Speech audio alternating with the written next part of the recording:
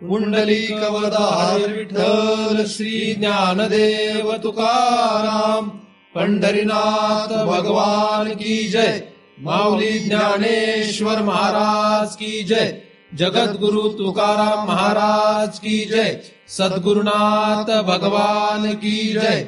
हरि ओम तत्सत।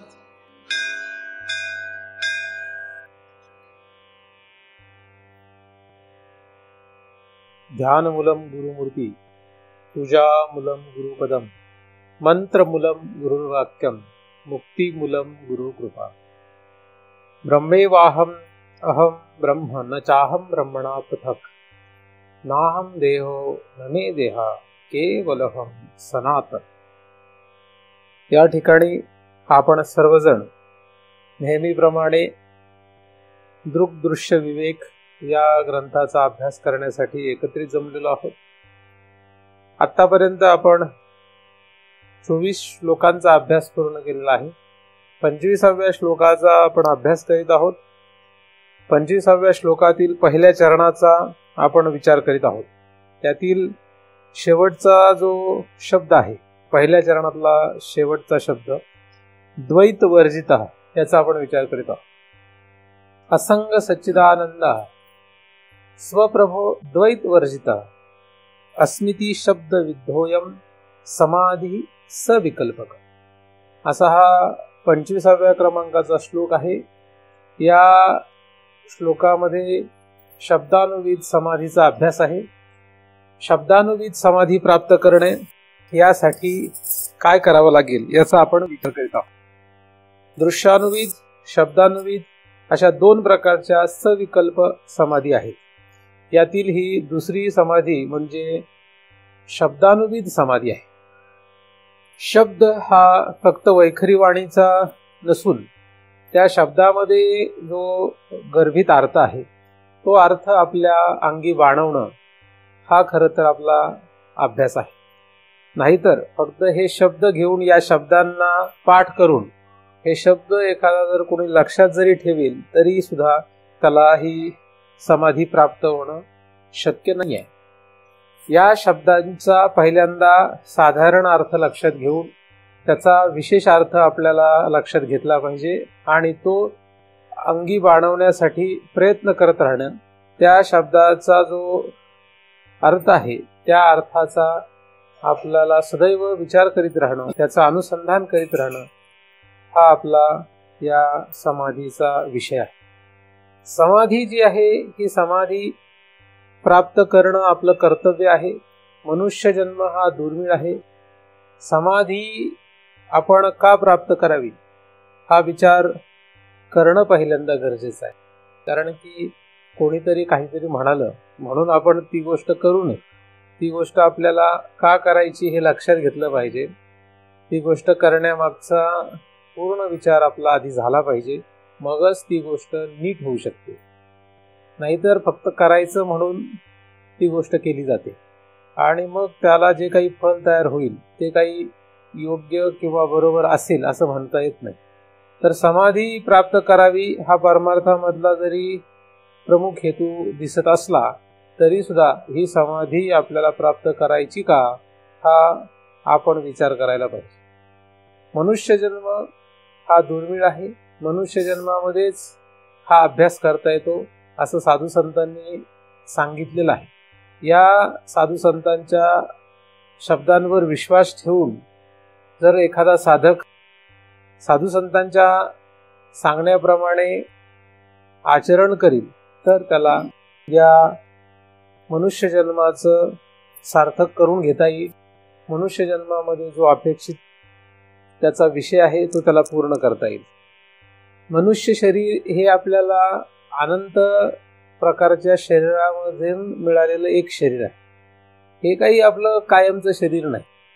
आपण जे शरीर घेऊन फिरतो हे शरीर आपल्या अनंत वेळा अनंत प्रकारच्या शरीराचा विचार केला तर त्यातलं फक्त एक शरीर आहे।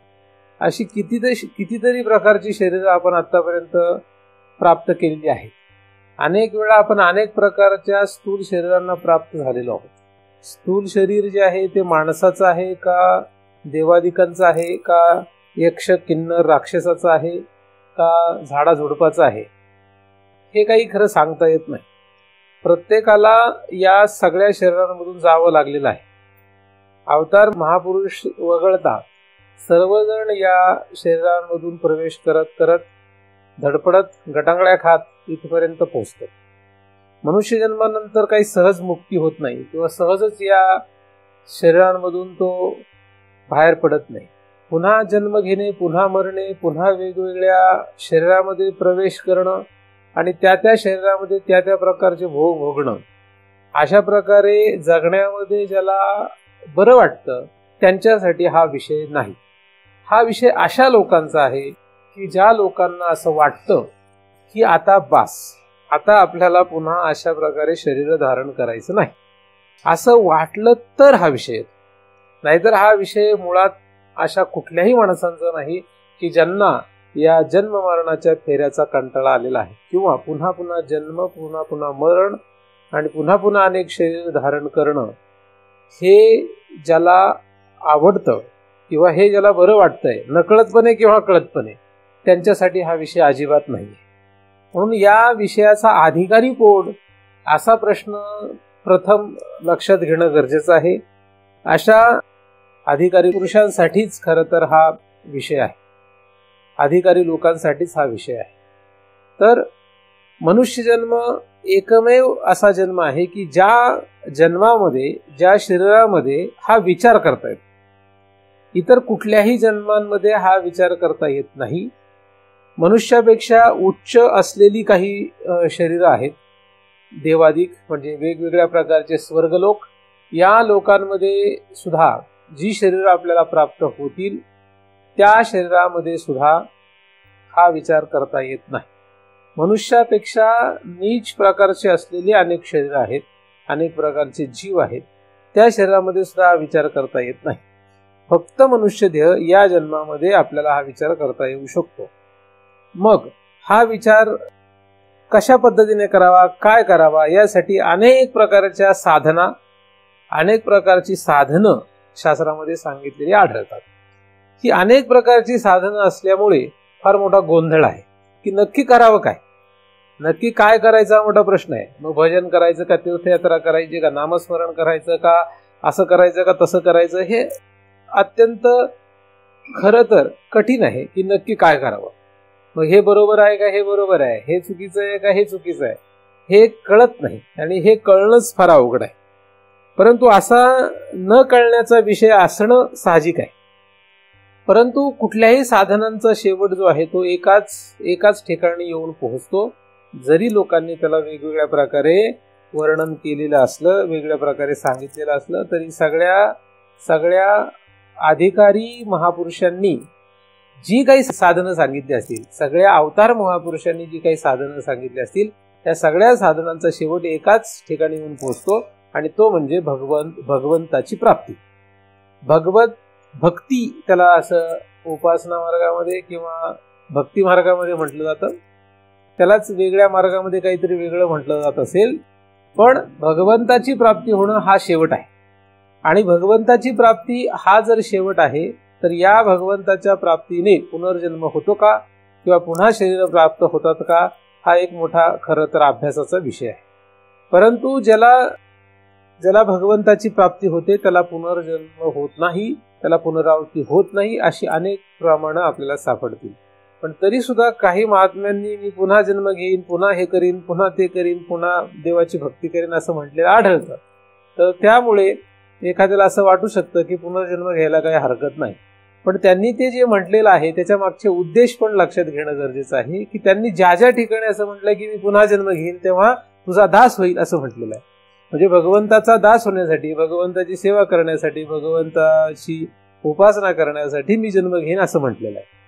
असं कुठेही म्हटलेलं नाही, कुठल्याही साधूंनी, कुठल्याही महात्म्यांनी, कुठल्याही संप्रदायामध्ये की मी पुन्हा जन्म घेईल आणि संसार मस्तपैकी भोगेल, असं काही कोणी म्हटलेलं नाही.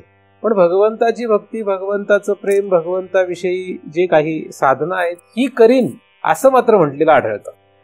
तर हे सगळं सांगण्यामध्ये उद्देश त्यांचा जो आहे तो काय असावा, तर जेव्हा केव्हा ते पुनरावृत्तीमध्ये येतील तेव्हा पुन्हा पुन्हा ते लोकांना हे सांगतील की भगवंत हा शेवट आहे किंवा भगवंतापर्यंत पोहोचणे हा आपला शेवट आहे.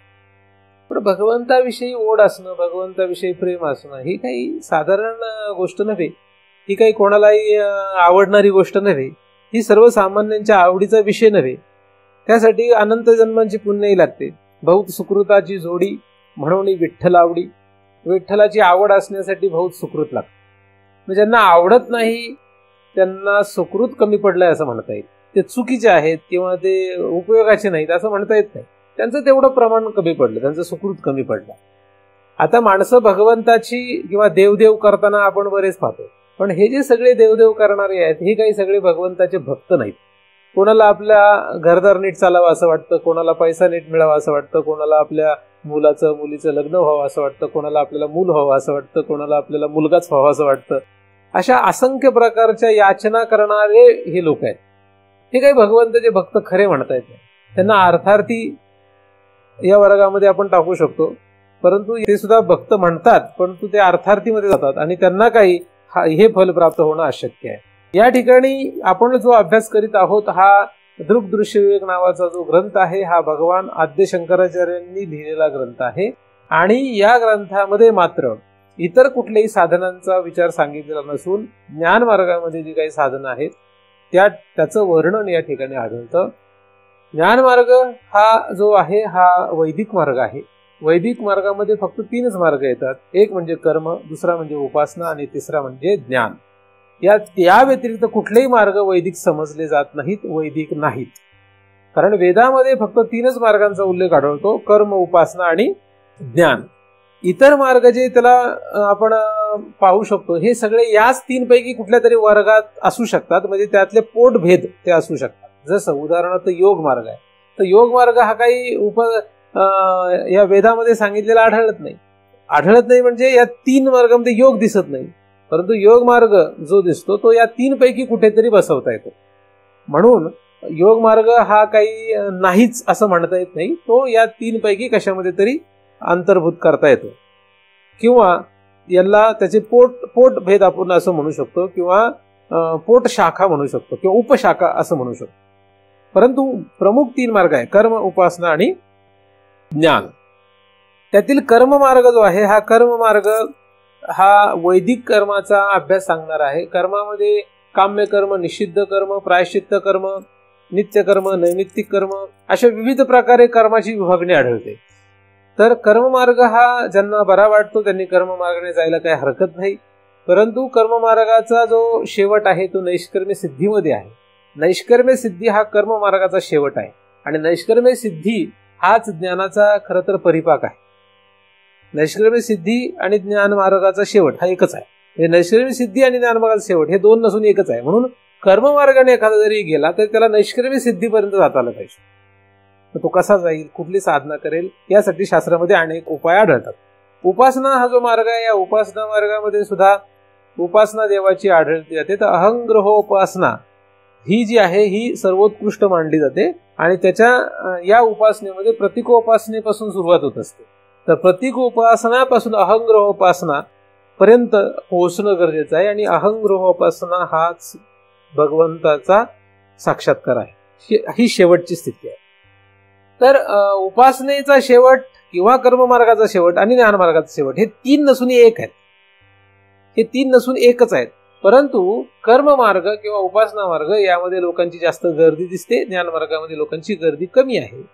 त्याचं कारण पण तसं सहज आहे की कारण लोकांना कर्म आणि उपासना ही जी पेलवते ही जी आहे ती सोपी आहे आणि मात्र या उपासनेमध्ये किंवा कर्मामध्ये अनंत जन्म त्याला पुन्हा पुन्हा पुन्हा पुन्हा साधना करत राहावं लागतं. त्याचा परिणाम शेवटी तो ज्ञानमार्गामध्ये येऊन त्याला नैष्कर्म्य सिद्धी किंवा अहंग्रहोपासनापर्यंत म्हणजे अहम ब्रह्मास्मी या बोधापर्यंत तो पोहोचू शकतो. ज्ञानमार्गामध्ये मात्र थोडं अवघड आहे. ज्ञानमार्ग हा तसा दिसायला सोपा जरी वाटला तरी तसा काही दिसायला सोपा असून सुद्धा तो सोपा म्हणता येत नाही. ज्ञानमार्ग हा अवघड मार्ग आहे. कारण ज्ञानमार्गाची जी बैठक आहे ती मुळातच पहिल्यांदा विवेक या शब्दापासून होती. म्हणून ज्या व्यक्तीला विवेक शक्य आहे त्याचा ज्ञानमार्गामध्ये प्रवेश होतो. विवेकापासून वैराग्य, शमदम षटसंपत्ती, मोक्षेच्छा, मग श्रवण, मग मनन, मग निधिध्यासन आणि मग तत्तम पदार्थ शोधन असा हा मार्ग आहे. तर तत् आणि त्वम पदार्थांचा शोध हा शेवट जो आहे, हा शेवट हाच आपला ज्ञानमार्गाचा परिपाक आहे. तर या ठिकाणी ही जी आपण समाधी पाहत आहोत ही ज्ञानमार्गाची समाधी आहे.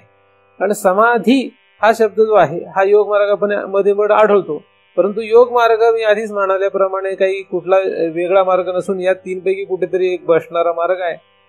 योग मार्गामधली समाधी आणि ज्ञान मार्गामधली समाधी काय फरक याचा आपण विचार केलेला आहे. कारण की प्रत्येक साधनांचा कुठेतरी शेवटच असतो.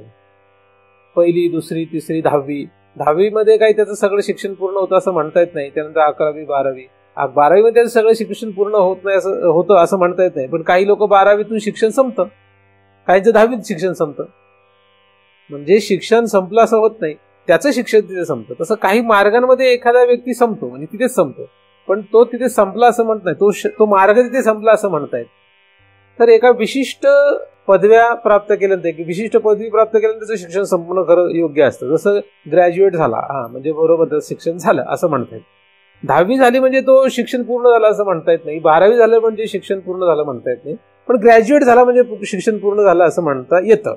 मग ग्रॅज्युएट नंतर तो पोस्ट ग्रॅज्युएट करेल, डॉक्टरेट करेल, हे सगळं जे हे फक्त काय, हे ऍडिशनल गोष्टी, म्हणजे त्या फक्त पोट भरलेलं आहे आणि आता काहीतरी आईस्क्रीम खायची किंवा गोड डेझर्ट म्हणतात त्याला, ते काहीतरी खायचं असं आहे. नाहीतर ग्रॅज्युएशन झालं म्हणजे बस ठीक आहे, झालं, शिक्षण संपलं असं म्हणता येईल. तसं कुठल्याही मार्गाचा शेवट एका विशिष्ट याच्यापर्यंत गेला की त्याच्या व्यतिरिक्त त्यांनी काय केलं तर ते केलं नाही तरी चालतं, केलं तरी चालतं. तर समाधी हा शेवट आहे आणि समाधी म्हणजेच ज्ञानमार्गाचा शेवट आहे. समाधी म्हणजेच कुठल्याही मार्गाचा शेवट आहे आणि समाधी म्हणजेच भगवत प्राप्ती आहे. पण समाधी म्हणजे भगवत प्राप्ती आहे ही कोणाला कळेल?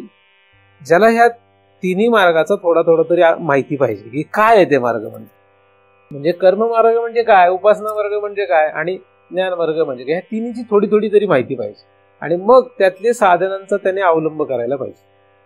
म्हणून साधू संतांनी कर्मपर, उपासनापर आणि ज्ञानपर असे तिन्ही प्रकारचे बोध केलेले आहेत. परंतु याचा अर्थ असा होत नाही की तुकोबाने एक अभंग कर्मपर सांगितला म्हणजे तुकोबा हे कर्मपरच सगळं सांगणारे होते, असं अजिबात म्हणता येत नाही. किंवा कुठल्याही अवतारी महापुरुषांनी जर या तीन पैकी कुठल्याही एखाद्याचं वर्णन केलेलं आढळलं तर काही लोक तेवढं धरून बसतात आणि त्यांना वाटतं बस एवढंच आहे. ती माहिती असणं गरजेचं आहे, म्हणून तो विषय आलेला आहे. त्यांनी जय जयकार किंवा त्यांनी शेवट कशावर आहे हे सुद्धा स्पष्ट केलेलं आहे. म्हणून इथपासून तिथपर्यंत साधू संतांच्या ग्रंथांचा जर बारकाईने अभ्यास केला तरच नक्की कळू शकतं की त्यांना नक्की काय म्हणायचं. कारण कर्म उपासना योग किंवा कर्म उपासना ज्ञान हे जे कुठले मार्ग दिसतात हे सगळे ज्या वेदातून आले त्या वेदाचा शेवट कशावर आहे हे वेदामध्येच सांगण्यात आलेलं आहे. अंतिम भागामध्ये त्याला आपण उपनिषद असं म्हणतो, तर या उपनिषदामध्ये त्या भगवंताचंच वर्णन, ब्रह्म याचाच अभ्यास प्रामुख्याने सांगितलेला दिसतो. त्याच्याशी एकरूप होण्यालाच समाधी असं म्हणतात. आणि त्याच्याशी एकरूप होण्याला जर समाधी म्हणत असतील तर ती समाधी कुठल्याही साधकाने साध्य करायला पाहिजे, यात काही नवल नाही. आणि म्हणूनच आपण या समाधीचा म्हणजे भगवंताशी एकरूप होण्याचा अभ्यास करीत आहोत. आपला विषय आहे भगवंताशी एकरूप होणे. सम असलेल्या अधिष्ठानाशी एकरूप होणे म्हणजे समाधी. अधिष्ठान रूप असलेला जो देव आहे तो सम आहे आणि सम असलेला जो देव आहे, अधिष्ठान असलेला जो देव आहे त्याच्याशी आपल्याला एकी साधायची आहे, ऐक्य साधायचं. आणि हे ऐक्य साधनं हीच समाधी आहे. मग ही ऐक्य साधनं ही जर समाधी असेल तर त्या समाधीसाठी जे काही करावं लागेल, जो काही प्रयत्न करावा लागेल तो त्याला करणं अपेक्षित आहे.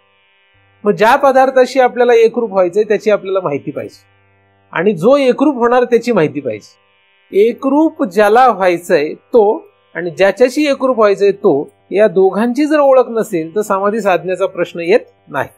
म्हणजे तत् आणि त्वम हे दोन आहे, ह्या दोघांची एकी साधायची असेल तर आपल्याला त्या दोघांची ओळख पाहिजे. म्हणून या शब्दांचा आपण अभ्यास करीत आहोत. तर असंग सत चिद आनंद स्वप्रभो आणि या ठिकाणी असलेला नंतरचा शब्द जो आहे तो द्वैत वर्जित, हे सगळे जे शब्द आहेत हे दोघांना लागू होतात का, हा विचार आपल्याला करणं अपेक्षित आहे. आणि जर दोघांना लागू होत असतील तर ते दोघं एक रूप आहेत, हीच समाधी आहे. दोघं एक असणं हीच समाधी.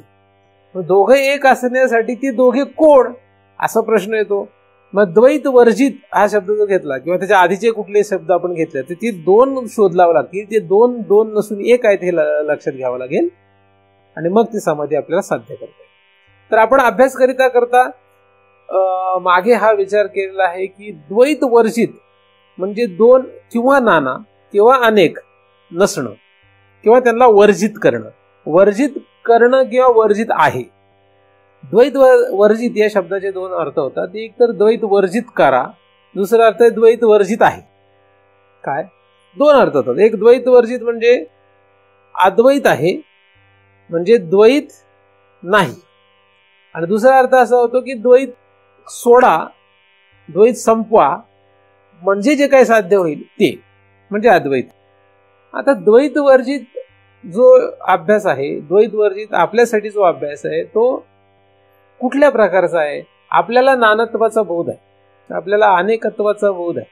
मग आपल्याला जर अनेकत्वाचा बोध आहे तर आपल्याला एकत्वाचा बोध प्राप्त करावा लागेल. म्हणजे आपल्याला द्वैत वर्जित म्हणजे द्वैत सोडणे आहे. द्वैतचा काय करावं लागेल, आपल्याला त्याग करावा लागेल. द्वैताचा त्याग कसा करावा हा मोठा प्रश्न आहे. कारण द्वैताचा त्याग करण्यासाठी त्याची पूर्ण माहिती पाहिजे. माहिती नसल्याशिवाय, माहिती पूर्ण करून घेतल्याशिवाय कधी कुठलं काम करू नये. नाहीतर मग ते काय अंगलट येण्याची शक्यता असते. म्हणजे उदाहरणार्थ जर आपल्याला पुरणपोळी बनवायची असेल तर त्याची पूर्ण माहिती घेणं गरजेचं आहे, तरच ती पुरणपोळी बनवाल. नाहीतर ती पुरणपोळी आपल्याला बनवता येण्याच्याऐवजी अंगलट येऊ शकते. काही कामं अशी की जी पूर्णतः माहिती असल्याशिवाय जर आपण करू लागलो तर काय होतं, अडचण येऊ शकते. जसं उदाहरणार्थ गाडी चालवणं आहे. आपण गाडी चालवण्याच्या आधी आपल्याला त्या गाडी चालवण्याचं काहीच माहीत नसलं, गिअर कुठे आहे, ॲक्सिलरेटर कुठे आहे, ब्रेक कुठे आहे, हे काहीच माहीत नसलं आणि आपण एकदमच गाडी चालवायला लागलो तर गाडी चालवणं हा आपल्या काय येईल, अंगलट येईल, योग्य नाही. त्याप्रमाणे द्वैत वर्जित करताना द्वैत वर्जित करण्याच्या पद्धती कसं करायला पाहिजे याचा विचार, याचा अभ्यास पाहिजे.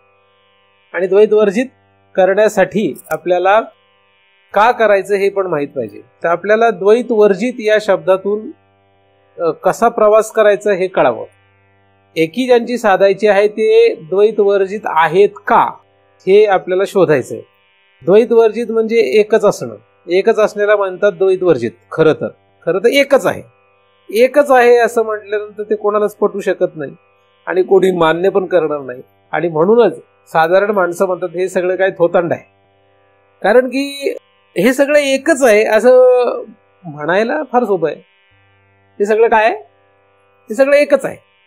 मग सगळं एकच आहे, सगळं भगवत रूप आहे असं म्हणायला सोपं आहे, पण तसं खरं करायला अवघड आहे. म्हणून द्वैत वर्जित करण्याच्या पद्धत, त्याची कुसरी माहीत पाहिजे, त्याची कला माहीत पाहिजे, त्याचं टेक्निक माहीत पाहिजे की कसं करावं. नाही तर आपल्याकडे दोन भाग आहेत ज्यांना सम म्हणून आपल्याला सिद्ध करायचंय. त्या दोघांची ओळख हा आपला विषय आहे. तर आपण एका भागाचा विचार केलेला आहे. एक तो भाग म्हणजे असं की साक्षी आणि जीव, याचा आपण विचार करीत आलेलो आहोत. जीव जो आहे तो आपल्या शरीरात आहे. आपल्या शरीरात जो जीव आहे हा जीव पहिल्यांदा आपल्याला शोधणं गरजेचं आहे. जीव शोधण्यासाठी द्वैत वर्जित करणं गरजेचं आहे. 2, 3, 4, 5, 6 नाना अनेकाला सोडलं पाहिजे. अनेकांना जसं आपण सोडत जाऊ तसं आपल्याला या जीवावर येता येईल. जीव जो आहे तो आपल्या शरीरामध्ये हे आपल्याला माहित आहे. सगळ्यांना माहिती आहे की आपला जीव कुठे आहे, शरीरामध्ये आहे. प्रामुख्याने तो आपल्या शरीरामध्ये आहे. आपल्या शरीरात जीव आहे, त्या जीवाची आपल्याला ओळख नाही. तो जीव जो आहे तो जीव आपल्याला जर शोधायचा असेल, त्याची ओळख करून घ्यायची असेल तर द्वैत वर्जित करावं लागेल. आणि द्वैत वर्जित केल्यानंतर तो जीव द्वैत वर्जित आहे हे लक्षात येईल. हे दोन भाग आहेत. एक म्हणजे द्वैत वर्जित केल्यानंतर द्वैत वर्जित आहे हे कळतं. दोन भूमिका वेगळ्या आहेत. तर पहिली आपली जी स्थिती आहे की आपली द्वैत वर्जित आहे असं नाहीये. आपल्याला आता काय करावं लागेल, द्वैत वर्जित करावं लागेल, मग द्वैत वर्जित आहे हे कळेल. आपली हाऊस जी आहे, आपल्याला जी आवड आहे ही कशाची आहे? आपल्याला सहज जी आवड आहे, जन्माला आल्यापासून आतापर्यंत आपण जर आपला विचार स्वतःचा केला तर आपल्याला लक्षात येतं की आपल्याला अनेक नाना गोष्टींची आवड आहे. सदैव आपल्याला वाटतं की असं करावं, तसं करावं, हे करावं, ते करावं, अशी पदार्थ असावेत, अशी माणसं असावीत, असे सगळे विचार असावेत. हे सगळं आपल्याला काय गोळा करण्याची सवय आहे, आपल्याला साठवण्याची हौस आहे. म्हणजे एखाद्या माणसाला जर आपण फुकट एक घर देऊन टाकलं, त्याला म्हटलं हे घर तुला देतोय, एक समजा 1000 स्क्वेअर फुटाचं त्याला आपण एक घर देऊन टाकलं, फ्लॅट किंवा घर, त्याला 1000 स्क्वेअर फुटाचं दिलं, आपण त्याला देऊन टाकलं, तर आपण त्याच्याकडे 1 वर्षाने गेलो तर काय होईल? आपण त्याला मोकळं घर दिलेलं असेल तर 1 वर्षाने त्याच्या घरामध्ये आपल्याला काय मिळेल? भरपूर गोष्टी पाहायला मिळतील. 2 वर्षाने गेल्यानंतर अजून वाढेल, 3 वर्षानंतर अजून वाढेल. आपण जेव्हा एखादं घर घेतो, उदाहरणार्थ घर, त्याच्यानंतर ते मोकळं असले की आपल्याला फार खायला उठतं ते घर. आपल्याला ते घर कसं पाहिजे? भरलेलं पाहिजे. भरलेलं पाहिजे म्हणजे हे पाहिजे, ते पाहिजे, ते पाहिजे, ते पाहिजे. मग ह्या सगळ्या वस्तू गोळा केल्या तर बाकीची माणसं म्हणतात, अहो तुम्ही काही नुसते वस्तू गोळा करतात, अजून घरामध्ये काय आहे? 1चे 2, 2चे 3, 3चे 4, 4चे 5 असं वाढत गेलं पाहिजे. असा गोळा मिळा पाहिजे, वाढावं असं वाटतं सगळ्यांना. मग तो पदार्थ असो किंवा काही असो, हे सगळं काय वाटतं? वाढावं असं वाटतं, वाढत राहावं, वाढत राहावं. ही जी आपली भावना आहे ही आपली इतकी सहज आहे अनंत जन्मांची. आपल्याला एकट्याला सहन होत नाही. आपण एकटा असलो तर सहन होत नाही आपल्याला. आपण एकटं जास्त वेळ थांबूच शकत नाही. एकटा आपण थांबूच शकत नाही. फार वैतागलो तर आपल्याला एकटं राहावं असं वाटतं, पण ते काही वेळ असतं. खूपच वैतागलो आपण तर एकटं राहावं वाटतं. त्याच्यानंतर पुन्हा आपल्याला असं वाटतं की नाही, जरा गोळामेळा झाला पाहिजे. करमत नाही आपल्याला त्याच्या. साधू संतांना हे माहित आहे की लोकांना ही हौस आहे गोळामेळा करण्याची. मग साधू संत असे म्हणतात की ठीक आहे बाबा, गोळामेळा करा, तर जे भगवंताचे भक्त आहेत त्या मार्गात त्यांचा गोळामेळा करा. त्याने काय होईल की सगळ्यांचाच तो एक भगवंताच्या प्राप्तीचा हेतू असल्यामुळे आपोआपच ते त्या दिशेने निघतील सगळे मिळून, असं म्हणून ते गोळामेळा करायला सांगतात. ते कधी की असं सगळ्यांचाच गोळामेळा करायचं म्हणत नाहीत, असं त्यांचं म्हणणं नाही. म्हणजे भगवत भक्तीच्या मार्गात असलेल्यांचा गोळामेळा करा असं म्हणतात. तर आपल्याला जी हौस आहे ती सगळं वाढवण्याची आहे. पण ही वाढवण्याची हौस किंवा आता नको काय, आता बस झालं, आता काय एवढं काय गरज नाही, असं माणसाला कधी वाटतं? एकदम म्हातारा झालं की माणसाला वाटतं आता काय नको, बस काय आता याच्यात रस नाही काय. जसं म्हातारा होईल तसं तसं वाटतं. काही म्हाताऱ्यांना तरी सुद्धा म्हातारा झाल्यानंतरही असं वाटत नाही, हा एक दुर्दैवाचा भाग आहे. पण मनुष्य मरायला टाकला की म्हणतो काय आता आपलं काय झालं. बरं, जेवढं आपण गोळा करून बसलोय आता किंवा जेवढं गोळा करणार आहोत, हे सगळं आपल्याला हाताला काहीच लागत नाही. आपल्या हातात काही राहणार नाही, म्हणजे हे आपण काहीच घेऊन जाणार नाही. आता हे स्थूल पदार्थ तर घेऊन जाणारच नाहीये, पण आपण तेवढे वेडे थोडीच मग गोळा करत बसायला.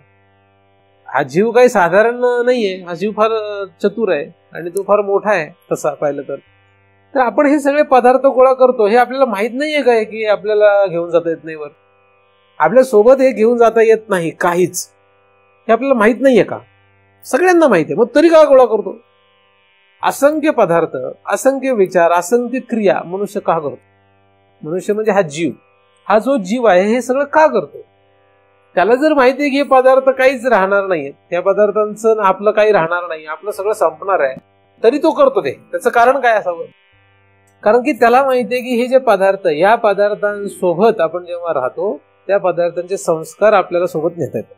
काय नेतात त्याला ते नकळत माहित. आपण जे करतो त्या क्रिया, जे विचार करतो ते विचार, ज्या पदार्थांना गोळा करतो ते सगळं, ह्या सगळ्यांच्या संबंधाने जे काही होणार आहे हे सगळं आपण घेऊन जातो सोबत. आपलं गाठोड आहे, आपल्या आतमध्ये चित्त नावाचा जो हवा आहे त्यामध्ये आपण सगळं काय करतो असतो, सगळं बांधून ठेवतो. हे सगळं घेऊन आपण जातो. त्यामुळे आपल्याला जरी असं वाटत असलं, लोक जरी म्हणत असले की आपण काही घेऊन जात नाही, असं अजिबात नाही. आपण ह्या सगळ्याचे संस्कार घेऊन जातो. काय घेऊन जातो? संस्कार. त्या संस्काराचा उपयोग काय? त्या संस्कारात तर खरी गंमत आहे, त्या संस्कारातून पुढचं शरीर प्राप्त होतं. कारण पुढचं शरीर काय मिळायचं हे आपण आता जे पदार्थ गोळा करतो, आपण आता ज्या क्रिया करतो, आपण आता जे विचार करतो त्याच्यावर अवलंबून. तुम्ही कुठल्या पदार्थाचा संघ करता, तुम्ही कुठले विचार करता, तुम्ही काय क्रिया करता, याच्यावर तुमचा पुढचा जन्म ठरलेला आहे. पुढचा म्हणजे एकदम लगेच पुढचा असं म्हणतात नाही, पुढचे जन्म. कारण संस्कार जर पुढच्या जन्मात कुत्र्याचे असतील तर कुत्राच होणार आहे. पण या जन्मात त्याने समजा गाढवाचं सुद्धा कर्म करून ठेवलं असेल तर त्याला पुढचा जन्म कुत्र्याचा होईल, पण त्याच्यानंतरचा गाढवाचा होईल. पण हुकणार नाही तो, कारण त्याने काय केलं, ते सगळं तयारी करून ठेवली संस्कार करून. म्हणजे त्याचे जे संस्कार तयार होतात त्याप्रमाणे त्याला पुनरावृत्ती होतच असते. आणि म्हणून कुठलाही जीव हा मूर्ख नाही, कुठला जीव हा चतुर आहे, हुशार आहे. तो जे काही करतो या सगळ्या करण्यामागे त्याची अनंत जन्मांची तयारी असते. जसं माणूस सुद्धा जेव्हा नोकरी करतो तो राबतो, 30 दिवस काम करतो. आता 30 दिवस त्याला काम करून 30 दिवसात काहीच मिळत नाही. त्याला पगार कधी होतो? 31व्या दिवशी होतो समजा. म्हणजे त्याचा तो महिना पूर्ण झाल्यानंतर पगार होतो. मग हा पहिला अख्खा महिना नुसताच राबतो. मग त्याला मध्येच जर कोणी विचारलं काय रे तुला काय मिळतंय का, तर तो काय सांगणार? तो म्हणणार नाही काहीच मिळत नाही. मग तो म्हटला मग तुला काहीच मिळत नाही तर मग तू काम कशाला करतोय सगळं? मग तू त्याला सांगतो की अरे बाबा मी आता जरी काम करत असलो, आता मला जरी काही मिळत नाही असं दिसत असलं तरी मला मिळणार आहे. त्याचप्रमाणे अख्खं आयुष्य मनुष्य जे काही करतो तो काही वेडा नाही, तो जीव वेडा नाहीये, तो जीव फार हुशार आहे. तो अख्ख्या जन्मामध्ये जे काही करतो हे सगळं गाठोडं आहे त्याचं. हे गाठोडं तो घेऊन जाणार आहे आणि हे घेऊन जाऊन पुढे त्याच्याप्रमाणे त्याला पुन्हा शरीर पुन्हा शरीर पुन्हा शरीर असं अनंत जन्मांच्या अनंत शरीरांशी आपलं नातं आहे. इथून मागे सुद्धा आपण अनंत जन्म अनंत शरीरांशी आपलं नातं होतं. त्या ठिकाणी तेवढे पदार्थ जे गोळा केले ते गोळा करतो आणि पुढे जातो. म्हणजे एक नाही, 2, 3, 4 अनंत, अनेक, नाना पदार्थ, नाना विचार, नाना क्रिया आज आपण ज्या करतो त्या पुढे अनंत जन्मांमध्ये अनंत प्रकारचे विचार, अनंत प्रकारच्या क्रिया, अनंत प्रकारचे शरीर पदार्थ यांचा संग प्राप्त करण्यासाठी आहे. फुकट नाही काय करता आपण. एवढ्या सगळ्या द्वैत प्रपंचाचा जो विचार आहे याची सगळी जी व्याप्ती आहे ही कुठपर्यंत आहे आपण विचार करू शकत नाही. एवढी याची व्याप्ती आहे, विचारच करू शकत नाही, कोणाचीच ऐपत नाही एवढा विचार करण्याची. या सगळ्या व्यवस्थेची जर आपण पाहणी करू लागलो तर कोणी एवढा विचारच करू शकत नाही, याची एवढी व्याप्ती आहे. कोणीच विचार नाही करू शकत, कोणाची ऐपतच नाही एवढी. ऐसा अचाट आणि अफाटू हा संसार वृक्ष जो आहे हा किती अचाट आणि अफाट आहे याचा विचारच कोणी करू शकत. मग ह्या सगळ्याचं मूळ कशात आहे? हे सगळं जे पैदा झालं याचं मूळ कशात आहे? याचा मूळ कोण यायचं? हे सगळं कशासाठी आहे? सगळं कोणाला थांबवता येईल? ऐसा अचाट आणि अफाटू आता या करील कोण शेवटी? त्याचा शेवट कोण करेल? म्हणजे याचा एंड कोण करेल? कोण करू शकतो? जो कोणी तयारी करून आपलं गाठोडं घेऊन तयार होतोय तो मेल्यानंतर कुठे जाणार आहे? फिरणार आहे. अनेकत्व नानात्वामध्ये तो फिरणार आहे. मग हे नानात्व जे आहे ह्या नानात्वाविषयी अजिबात ओढ नसणं द्वैत वर्जित आहे. ह्याची ओढ नाही, ह्याची गरज नाही मला, हे मला थांबवायचं आहे असं वाटणं. कारण ज्ञानदेवान पुढे विवेक कोण करेल याचा शेवट?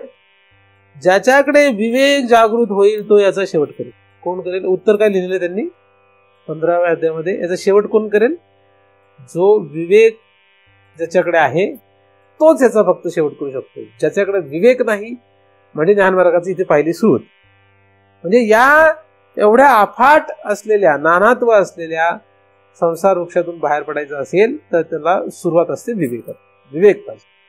तर द्वैत वर्जित या शब्दाला धरून आपल्याला अभ्यास करायचा असल्यामुळे आपल्याला काय विवेक असणं गरजेचं आहे, आपल्याला काय विचार करणं गरजेचं आहे की हे सगळं जे आहे ह्या सगळ्यापैकी मला कशाचीच गरज नाहीये असा दृढ निश्चय करत चालणं. कशाचीच गरज नाही मला, हे काही नकोय मला असं वैराग्य वाढवत जाणं गरजेचं आहे. मला हे काही नकोय. आता जे नकोय ते सुद्धा पदार्थ पडत राहतं, ठीक आहे, जे पडतंय पदार्थ ते पडू देत, पण नकोय मला ते. फक्त महाराज म्हणतात म्हणून किंवा लोक म्हणतात म्हणून नाही, तर मला स्वतःला नकोय असं जीवाला वाटलं पाहिजे. काय नकोय, काय नकोय, हे सगळं नकोय. हे सगळं नको असं वाटणं आणि हवं असं वाटणं, ह्या दोन भूमिका आहेत. काहीच नको असं वाटणं ही भूमिका जी आहे ते वैराग्य आहे. त्याला वैराग्य असं म्हणतात. काहीच, तुम्ही काही म्हणा, मग वाईट चांगलं त्याच्यामध्ये काहीच नाही, चांगलं का वाईट असं काही नाही, काहीच नको, चांगलं नको वाईट नको, काहीच नको. कशाचाच स्वीकार करण्याची इच्छा न राहणं हीच भूमिका आपल्याला द्वैत वर्जितकडे घेऊन जाणारी आहे. आणि काहीतरी हवंय असं वाटणं ही भूमिका आपलं वाटोळं करणारी आहे. मग हवंच असं काही वाटत असेल, वाटायचं असेल तर देव हवा असं वाटावं, असं साधू संतांनी सांगून ठेवलं की ठीक आहे, आता काहीतरी पाहिजे अशी इच्छा आहे ना, मग काय काय हवं वाटावं, देव पाहिजे, किंवा त्या देवाला प्राप्त करण्याचा मार्ग सापडू दे, किंवा त्या देवाला प्राप्त करण्याचं साधन, किंवा त्या देवाला प्राप्त करण्यासाठी जे काही लागेल ते पाहिजे. ठीक आहे, एवढं मान्य केलेलं आहे. पण ते सुद्धा त्यांनी फक्त ही हौस आहे म्हणून, कशाची तरी हौस आहे म्हणून असं सांगितलेलं आहे, नाहीतर ते पण पाहिजे त्याची गरज नाही. तर हा जो जीव आहे, या जीवाला जिथपर्यंत काहीतरी प्राप्त करावं वाटतं, काहीतरी मिळवावं वाटतं, तिथपर्यंत तो द्वैत वर्जित होऊ शकत नाही. द्वैत वर्जित म्हणजे तो कशाचाही स्वीकार करू इच्छित नाही. जेव्हा तो कशाचाही स्वीकार करू इच्छित नाही, त्याला इच्छा राहिली नाही, त्याच्यामध्ये त्याचा रस राहिला नाही. जसं मरणाऱ्या माणसाला कशातच रस राहत नाही, कारण त्याला कशाची घेणं धरण राहत नाही, कुठल्याही गोष्टीची घेणं धरण राहत नाही. तशी जशी अवस्था आहे, तशी जिवंत असताना तशी अवस्था पाहिजे. याला विरक्ती असं म्हणतात, त्याला वैराग्य असं म्हणतात. तर जीवापासून त्या कशाचाही हवं असं वाटण्याचा विचार न करणे हे द्वैत वर्जित जाण्याचं लक्षण. जीवापासून ही गोष्ट कशापासून पाहिजे, जीवापासून. मग असं जेव्हा तो करेल तेव्हा त्याला जीव लक्षात येईल. आपण शरीराकडे लक्ष देतो म्हणून शरीर लक्षात येतं, आपण पोराकडे लक्ष दिलं की पोरग लक्षात येतं, बायकोकडे लक्ष दिलं की बायको लक्षात येते, आईबापाकडे लक्ष दिलं की आईबाप लक्षात येतात. तुम्ही ज्याच्याकडे लक्ष द्याल ते लक्षात येतं कमी अधिक प्रमाणात. आपण कशाकडेच लक्ष नाही दिलं की जीव लक्षात येतो. आपण मनाकडे लक्ष देतो म्हणून संकल्प विकल्प लक्षात येतात. आपण बुद्धीकडे लक्ष देतो म्हणून चांगलं वाईट, पाप पुण्य, धर्म अधर्म, ज्ञान अज्ञान हे सगळं लक्षात येतं, कारण बुद्धीकडे लक्ष देतो. अहंकारावर लक्ष देतो म्हणून अहम लक्ष देतो, गर्व, अभिमान हे सगळं लक्ष देतो. तुम्ही कशावर लक्ष देतात त्याच्यावर सगळा खेळ. तुम्ही अंतःकरणावर लक्ष दिलं की अंतःकरणाची सगळ्या वृत्ती लक्षात येतात. काय त्याला उठायचे ते उठू दे, काय त्याला मावळायचे ते मावळू दे, असं जर विचार केला तर त्यांच्यावर लक्ष जात नाही. एखाद्याने रोजच उठून आकाशातल्या तारका, चंद्र, चांदण्या त्यांचा विचार सुरू केला तर काय होईल? रोज तो आपला रात्री, त्याचा उद्योग हाच, रात्र झाली की तो खुश, आणि रोज रात्र झाली की तो खुश होणार, कारण त्याला आकाशातल्या चांदण्या पाहिजे सवय. तर काय होणार? काही वर्षानंतर तो तुम्हाला सांगेल सप्तर्षी कुठे असते, शुक्र तारा कुठे असतो, चंद्र कुठे असतो, चंद्राची कला कशी असते, कुठले तारे फिरतात, कुठला तारा स्थिर असतो, असं तू सगळं सांगू लागेल. बरं, आकाशातल्या सगळ्या चांदण्यांबद्दल त्याला सांगता येईल का? असे अनंत जन्मला मेला तरी सांगतो नाही, कारण ते किती पसारा आहे हे कोणाला सांगता येत नाही. हे जसं आहे, म्हणजे एखाद्या माणसाने आकाशातल्या चांदण्यांचा अभ्यास सुरू केला तर अख्खं आयुष्य जाईल, पण त्याला आकाशातल्या सगळ्या चांदण्या पुरणार नाहीत, त्याचा अभ्यास बाकी राहील, शिल्लक राहील. मग तो त्याने केलेला अभ्यास त्याला जर कोणी म्हटलंच की बाबा रे तू एवढं अख्खं आयुष्य याच्यात घालवलं, तर आता आम्हाला पण कळू दे काय आकाशात, म्हणून त्याला लिहायला लावलं तर तो लिहून ठेवील ग्रंथ, आणि बाकीचे लोक ते अभ्यास करून परत शोधतील. तरी असे अभ्यास करून हजारो लोक तयार पुन्हा झाले तरी आकाश संपायचं नाही, आकाशातल्या चांदण्या संपणार नाही. त्या प्रकारे तुम्ही जगातला कुठल्याही विषयाला हवा असं म्हणा आणि त्याच्या पाठीमागे धावा, ते संपणार, त्याचा शेवटच नाही काही, त्याला शेवट नाही काही. ज्याला शेवट नाही त्याचं नाव संसार. संसार काय?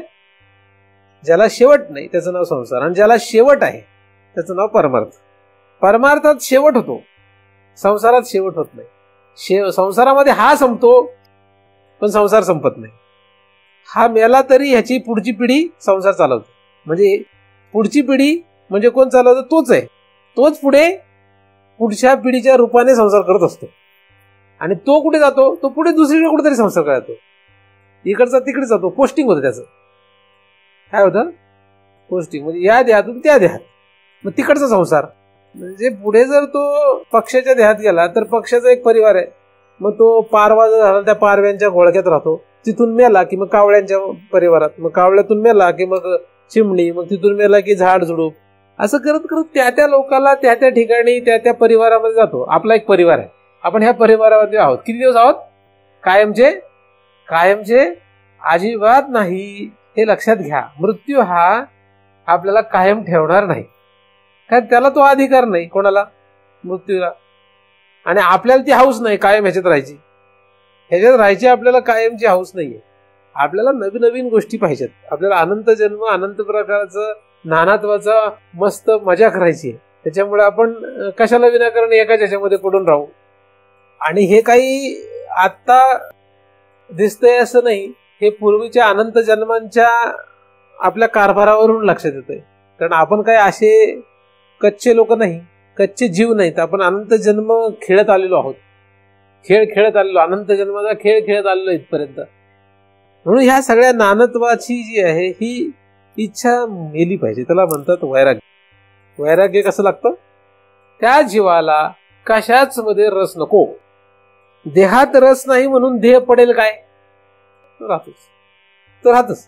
शरीरामध्ये मला रस राहिला नाही, शरीरामध्ये मला काही घेणं देणं नाही असं म्हटल्यानंतर शरीर लगेच पडतं काय, नाही पडत. त्याचं मृत्यूची वेळ ठरलेली, त्यावेळेस पडणार नाही. कसं मृत्यू होणार ते ठरलेलं, त्याप्रमाणे होणार आहे. त्यामुळे आपण त्याच्यामध्ये रस ठेवला नाही म्हणून त्याचं काही कारभार बंद पडत नाही. याला चालवणारे बरेच आहेत. आपण एखाद्यात रस ठेवला नाही म्हणून ते कार्यक्रम बंद पडत नाही. आपण एखाद्या गोष्टीतला रस काढून घेतला म्हणजे ते सगळं बंद पडतं काय. समजा उदाहरणार्थ गावामध्ये आपण काकड आरती करत होतो, आता काकड आरतीतला आपण रस काढून घेतला म्हणजे काकड आरती बंद पडते काय, नाही. दुसरी करतात कोणतरी. आपल्याला वाटत होतं आपण करतोय, काही नाही, आपण केलं की दुसरा करतो. तुम्ही नसाल दुसरं कोणीतरी असेल, ते चालूच राहणार. ते तुम्हाला पण असं, संसाराचं पण असंच असतं. जसं बऱ्याचशा स्त्रियांना असं वाटतं की मीच सगळं करते, मग सून आल्या की ते सहन होत नाही. का ती सून सांगते बाई गप बस आता, पण हिला ते सहन होत नाही. तिला असं वाटतं मीच करतेचा जो भाव आहे तो तिला सहन होत नाही. आणि मग तो एकदमच तिच्यावर ते विश्वास नसतो, राहत नाही. मग त्याच्यामध्ये ती स्त्री मरेपर्यंत ह्यांचं काय होतं, सारखं वाजत राहतं. कशामुळे वाजतं? कारण हिला वाटतं मी करते, आणि तिचं म्हणणं असतं आता झालं की आता गप बस की आता मला करू देत. ती गेली की ती, असं सगळ्यांचं एक असतं. पुरुषाचंही तसंच असतं. पुरुषांना वाटतं मीच करतो, पोरगं मोठं झालं तरी पुरुषाला वाटतं मीच करतो. काय नाही, तू गप बस, तो करतो आता काय काय. मग तो वाटोळं करेल तरी चांगलं करेल, काय करायचं ते करेल. आपला काही जीव त्यातला, आपण तिथं जाऊन काहीतरी हात हलवल्याशिवाय, पाय हलवल्याशिवाय आपल्याला चैन पडत नाही. आपल्याला आपण करायला पाहिजे काय. तुम्ही काही करू नका, सगळं होणार आहे. काय होणार आहे, चांगलं का वाईट काय होणार आहे ते सांगता येत नाही काय होणार. तुम्ही असताना सुद्धा गॅरंटी नव्हती काय चांगलंच होईल का वाईट होईल. आणि तुम्ही सगळं केलं तेव्हा चांगलंच झालं असं गैरसमजत राहू नका. बरेच वेळा वाईटही झालेलं असेल काही नाही. म्हणजे स्त्रियांनी असा विचार केला की नाही मी स्वयंपाक करत होतो तेव्हा किती चांगला होता, असं काही नाही. बऱ्याच वेळा मीठ जास्त टाकत होत्या, बऱ्याच वेळा तिखट करत होता, पण आता ते सहन केलं लोकांनी, खाल्लं, जाऊ देत. त्यामुळे आपला गैरसमज असतो की आपण केलं म्हणजे काय होतंय, आपण केलं म्हणजे मस्त व्यवस्थित होतं, बाकी ह्याला काही जमेल का नाही जमेल, तर असं काहीच नसतं.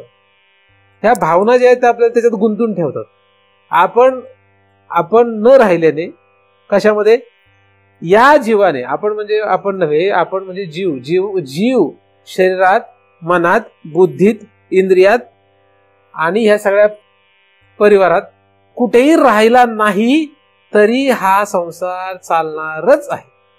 जीव त्याच्यात ठेवायचा नाही. जसं आईचा जीव कुठं असतो, लेकरात असतो. आईचा जीव लेकरात असतो. आता आईचा जीव लेकरात नाही राहिला तरी लेकरू जागणारच आहे बरं, पण तिचीच हौस असते, ती घुसून बसते त्याच्यात आहे ना. आई काय करते, आणि मग तिलाच तेवढा आनंद. पण मग जग पण म्हणतं माय म्हणजे फार मोठी, माय म्हणजे फार मोठी, आणि स्वामी तिन्ही जगाचा आई विना भिकारी. मग असं सगळं ऐकलं की तिला घाई वरून येतं, तिला वाटतं माय फार मोठी, म्हणून त्याच्यात गुंतून राहते. काय नाही, मरते एक दिवस. हे लेकरू आज तिच्या पोटी आले, दुसऱ्या जन्मात कोणाच्या पोटी जात, तिसरीच्या कोणाच्या पोटी जातं, आणि ही दुसऱ्या कोणाच्या तरी पोटाला जात. म्हणजे हे सांगता येत नाही तो कुठे जाणार आहे. पण आता जग हे भुलवणारं असल्यामुळे भुलून ठेवतात. जशी आईचा जीव लेकरात गुंतून राहतो तसा हा जीव जो आहे तो कुठे गुंतून बसेल सांगता येत नाही. आणि जिथे कुठं गुंतून बसणार आहे तिथलं गुंतून त्याचं संपवावं लागेल त्याला. तर हा जीव जो आहे ते कुठे कुठे गुंतून बसलाय. मनुष्य देहामध्ये आल्यानंतर मनुष्य देहाच्या बाहेर तो बऱ्याच ठिकाणी गुंततो, परंतु इथे फक्त नाही, मनुष्य देहामध्ये सुद्धा तो गुंततो. त्याच्या आतमध्ये असलेल्या इंद्रियामध्ये, त्याच्या आतमध्ये असलेल्या संस्कारामध्ये, त्याच्या आतमध्ये असलेल्या सगळ्या गोष्टींमध्ये तो गुंतत असतो. आपला जीव जो आहे ते आपल्या अंतःकरणामध्ये असलेल्या असंख्य वृत्तीत सुद्धा गुंतू नये. हे पाप, हे पुण्य, हे चांगलं, हे वाईट, मग हे चांगलं आहे, हे मी चांगला माणूस आहे, काय आपल्याला असं वाटतं. काय वाटतं? तर हे चांगलं पण जे आहे ते कुठं आहे? हे चांगलं पण काय बाहेर वगैरे नाहीये, ते चांगलं पण आपल्या मनामध्ये कुठेतरी आहे की मी चांगला आहे, मी असा आहे. मग तो जीव त्याच्यात गुंतून बसतो, मी चांगला आहे. आता मग मी चांगला आहे असं म्हटल्यानंतर मग त्याचा जीवच ते चांगला या त्याच्या वृत्तीमध्ये गुंतून बसलाय, तर काय होणार? त्याचं स्थूल शरीर सूक्ष्म शरीर जे त्याप्रमाणे वागायला लागतं, बाकीचं सगळे जे इंद्रिय त्याप्रमाणे वागायला लागतात. पण असं कायम होत नाही, कधीतरी वाईट पण होतं, कधीतरी चुकून तोंडात शिवी येतेच. मग लोक म्हणतात काय एवढा स्वतःला चांगला समजतो शिव्या देतो.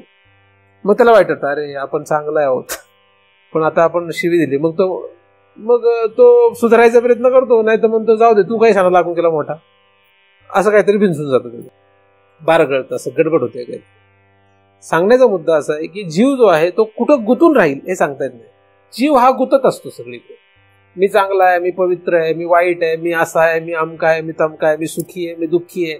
या सगळ्या नाना गोष्टी आहेत. नाना वृत्तींमध्ये जीव गुंतत असतो, नाना इंद्रियामध्ये जीव गुंतत असतो, नाना विषयामध्ये जीव गुंतत असतो. जीव हा नानात्वात गुंतत असतो की जिथे त्याने नाही गुंतलं तरी ते सगळं चालणार आहे. म्हणजे तुमचा जीव विषयात नाही गुंतला तरी विषय चालणारच आहे.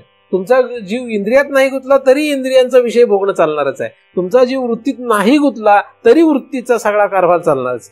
म्हणजे जीव वृत्तीमध्ये, वृत्ती इंद्रियामध्ये, इंद्रिय विषयामध्ये, हे सगळे एकमेकांमध्ये असे गुंतत जरी नाही राहिले, हे सगळे जरी या जीवाच्या द्वारे गुंतत नाही राहिले तरी हे सगळं चालणारच आहे. जीव जो आहे, जो जीव या फक्त सगळ्यातून जर आपण काढून घेतला, म्हणजे त्याचा गुंतला नाही, त्याच्यात रममाण झाला नाही, तर द्वैत वर्जित आहे. सुरुवात आहे वृत्तीपासून. सुरुवात कशी आहे? अंतःकरणाच्या असंख्य वृत्तीमध्ये जीव गुंतला नाही पाहिजे. कारण वृत्तीपासून पुढे सगळा संसार सुरू होतो. वृत्तीपासून पुढे सगळा संसार सुरू होतो. वृत्तीपासून अतिइंद्रिय, अतिइंद्रियापासून बाह्य इंद्रिय, बाह्य इंद्रियापासून स्थूल शरीर, स्थूल शरीरापासून विषय, आणि मग पुढे हा सगळा प्रपंच हा सुरू राहतो.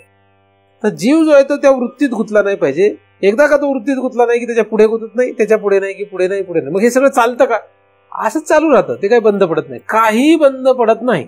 तुम्हाला उदाहरण म्हणून मी जे सांगितलं की तुम्ही ज्या विषयामध्ये जास्त गुंतून आहात व्यवहारामध्ये, ते सोडून द्या. काय बंद पडतंय बघा, काय बंद पडेल का बघा. काही बंद पडत, काहीच बंद पडत. आणि जे बंद पडायचंय ते तुम्ही किती चालू ठेवलं तरी चालू राहणार नाही. म्हणजे उत्पत्ती, स्थिती, प्रलय हे अव्याहतपणे चालू आहे. वृत्तीचं सुद्धा, शरीरांचं सुद्धा, इंद्रियांचं सुद्धा, विचारांचं सुद्धा, क्रियांचं सुद्धा. जीव बळच त्यात गुंतून राहतो. पहिल्यांदा याच्यातलं गुंतणं बंद झालं की काय होईल काय नक्की समाधी साधत नाही. यांच्यातलं गुंतणं बंद झालं की जीव लक्षात येतो. कोणाचा? हा जीव लक्षात येतो.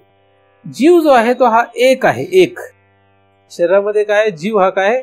एक आहे. जो जीव या सर्व शरीरामध्ये गुंतत असतो. जीवच मनात जातो, जीवच वृत्तीमध्ये जातो, असंख्य वृत्तीमध्ये जातो, जीवच इंद्रियामध्ये जातो, जीवच शरीरामध्ये येतो, जीवच इंद्रियांच्या वाटे विषयांपर्यंत जातो. जीवच सगळं करतो. हे जीवच सगळं करत असतो. पण तो त्याच्यात गुंतून करतो, तो त्यांच्यामध्ये गुंतून करतो, आणि तो त्या सगळ्यांना मी समजू लागतो. आणि मग त्यांना मी समजलं की त्याप्रमाणे त्याला पुन्हा त्याचं सगळं करत बसावं लागतं. जसं मागील वेळेस आपण विचार केला की आरशामध्ये जसा आपण स्वतःला पाहिलं आणि त्या माणसाला जर वाटलं की आपण या आरशामधल्या माणसासारखे आहोत किंवा तेच आपण आहोत, म्हणजे जसं आरशाने जर तुम्हाला लठ्ठ करून दाखवलं स्वतःला, तर तुम्हाला जर वाटू लागलं की मी लठ्ठ आहे, म्हणून तुम्हाला मग काय करावं लागेल? लठ्ठपणा घालवण्यासाठी उपाय करावा लागतील. कारण आरशामध्ये काय दिसलं होतं? आपण लठ्ठ आहे. आरशामध्ये आपण लठ्ठ आहे असं दिसलं आणि त्या माणसाला ते खरं वाटलं, तर तो मनुष्य काय करणार? उद्यापासून तो प्रयत्न करणार की आपण लठ्ठपणा घालवायचा कसा. मग यासाठी तो 2 माणसांकडे गेला. त्या 2 माणसांनी विचारलं काय झालं? तो म्हटला मी लठ्ठ झालो. आता माणसांना दिसतं की हा लठ्ठ नाहीये म्हणून ठीक आहे. पण जर त्या माणसांना कळलं नसतं की हा लठ्ठ आहे का काय, तर ते माणसं पण त्याला काय सांगणार? बरं ठीक आहे, तू लठ्ठपणा घालवण्याचे हे उपाय कर, म्हणजे काय होईल? तुझा लठ्ठपणा जाईल, असं ते सांगणार. तसं आपल्याला वाटतंय की आपण हे आहोत म्हणून आपण ते करत बसतोय. मी एका चांगल्या छान माणसाला, म्हाताऱ्या माणसाला, रिटायर झालेल्या माणसाला सांगितलं समजावून, बाबा रे काय सगळं आयुष्य घालवलं संसार करण्यामध्ये, आता बस, आता हे सगळं थांबव आणि हरी हरी कर. तर ते मला म्हणे तुम्ही सांगता ते सगळं बरोबर आहे, सगळं योग्य पटतं, छान वाटतं आणि खूपच मस्त वाटतं, बरं वाटतं. पण आता तुम्ही जरी हे सगळं म्हटले, सगळं बरोबर जरी असलं तरी माझ्या नंतर माझ्या या सगळ्यांचं कोण पाहणार सांगा तुम्ही? माझ्या बायकोची व्यवस्था करणार कोण? मी तिला अशी वाऱ्यावर कशी सोडू शकतो? तुमचं सगळं बरोबर आहे, मी जर यांच्यातलं लक्ष काढलं तर हे करणार कोण? मग कर तू, चालू देत. आता त्याला काय अडवणार आपण, नाही काय? बऱ्याचशा इथे लोक बसलेल्या लोकांना पण असं वाटतं की आपण नाही केलं तर मग कसं होणार? आपण करतो हा जगातला सगळ्यात मोठा भ्रम आहे. बरं, आपण करत नाही हे शोधणं हा एक मोठा विषय आहे. तो विषय आता सध्याचा नाही म्हणून तू सांगत नाही तसा. आपण करतो हाच जगातला सगळ्यात मोठा भ्रम आहे. आपण काहीच करू शकत नाही, आपल्या करण्याची काहीच ऐपत नाही, पण करतोय आपण. तर असू देत. आपल्याला काय वाटतं, तुम्हाला सगळ्यांनाच असं वाटतं की मी नाही केलं तर मग म्हणजे कसं होणार, कसं? आता एखाद्याला म्हटलं आता काय तू घरी चाललाय, जाऊ नको घरी, होईल ते होईल, तू झोपू शकणार नाही माझ्याकडं. तर त्याला जर मी बळच माझ्याकडे थांबून ठेवला आणि त्याला म्हटलं जाऊ दे उद्या सकाळी जातो, म्हणून नाही, त्याला झोपच येणार नाही रात्रभर. इथे म्हटलं कोणाला झोपच येणार नाही. काय माहिती कशामुळे? त्याला काळजी येते तर कसं व्हायचं, बायकोचं, लेकरांचं, त्या घराचं, म्हणजे ते घर जे बांधून ठेवलंय किंवा विकत घेतलंय काय ते, त्याचं कसं व्हायचं, काही होत नाही. पण त्याला काळजी येते, ती काळजी त्याला झोपच लागून येणार. कोणाला? त्या जीवाला. तो पौलट म्हणेल महाराज तुम्हीच चला नाही आमच्यासोबत तिकडे. आणि महाराज तिकडे गेले तर महाराजला झोप लागणार नाही, कारण आश्रमाचं कसं व्हायचं महाराजला काळजी. असं दोघं एकमेकांचं जुळलंय म्हणून महाराज तुम्ही चाललंय सगळं मस्त, नाही काय? महाराजाला आश्रमाची काळजी आणि तुम्हाला घराची काळजी, महाराजांना साधकाची काळजी, तुम्हाला लेकरांची काळजी, म्हणून आपलं जमतंय. आपलं जमायचं कारण काय आहे? ह्याचं कसं व्हायचं, त्याचं कसं व्हायचं, हे कसं व्हायचं, काही कोणाचं कसं व्हायचं माहित नाही. आपण नाही गेलो तो कोण करणार? महाराजांचं काय आहे, आपल्याला तर करावंच लागणार आहे. आपल्याला करावंच लागणार हा गैरसमज आहे, काय भ्रम आहे आपला. उद्या मृत्यू आला, उद्या जर तुम्हाला मसन वाटेत न्यावं लागलं किंवा मला जरी न्यावं लागलं तर कोण करणार आहे? म्हणून थांबा. काय करा? थांबा, गुंतून जाऊ नका त्यात. गुंतले आहोत आपण, गुंतलेलं थांबलं पाहिजे. मग सगळं सोडून देऊन गप्प बसावं काय? जे होते ते उद्या सहज होणार. तुम्ही नाही म्हटलं तुमचे पाय चालणार आहेत. तुम्ही पायाला चालायला लावू नका, ते चालणार आहेत. तुम्ही डोळ्याला पाहायला लावू नका, ते पाहणार आहेत. तुम्ही कानाला ऐकायला लावू नका, ते ऐकणार आहेत. आपण बळच ऐकायला लावतोय, बळच पाहायला लागतोय, बळच चालायला लावतोय. तुम्ही नाही म्हटलं तरी ते चालतील, म्हणजे त्याच्यातला रस काढला तरी आपण चालणार आहे. आणि त्यावेळेस जे शरीर चालेल ना, तेव्हा ते जीवनमुक्त होतं.